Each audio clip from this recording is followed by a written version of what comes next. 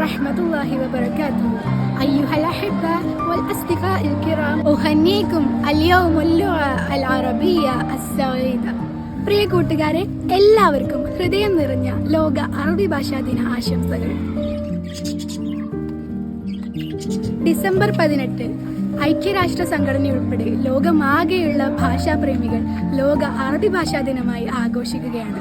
December 18 യുനെസ്കോയുടെ ആഭിമുഖ്യത്തിൽ 2010 മുതൽ അറബി ഭാഷാ ദിനമായി ആചരിച്ചു വരുന്നു.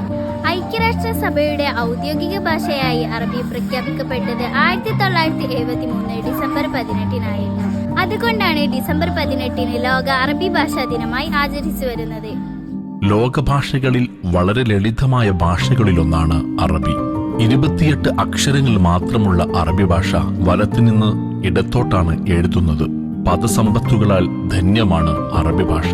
നിലവിൽ കേരളത്തിലെ 5 യൂണിവേഴ്സിറ്റികൾക്ക് കീഴിലും സ്കൂളുകളിലുമായി 12 ലക്ഷത്തിൽ പരം വിദ്യാർത്ഥികൾ ഈ ഭാഷയെ പഠിക്കുകയും അതിന്റെ വളർച്ചയ്ക്കു വേണ്ടി പരിശ്രമിക്കുകയും ചെയ്യുന്നുണ്ട്.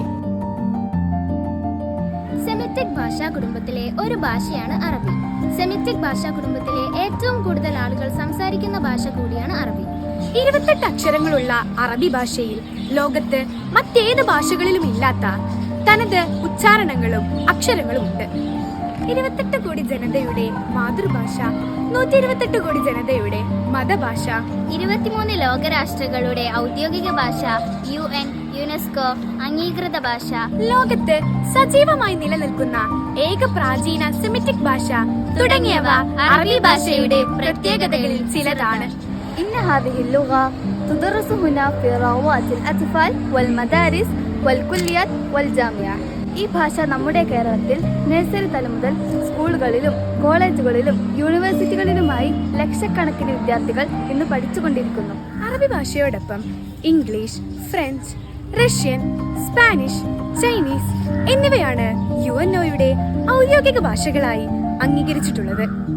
തുറന്ന മനസ്സോടെ ഓരോ ഭാഷയുടെയും സാംസ്കാരിക പാരമ്പര്യവും സംഭാവനകളും ഉൾക്കൊള്ളാൻ നമുക്ക് സാധിക്കേണ്ടതുണ്ട്.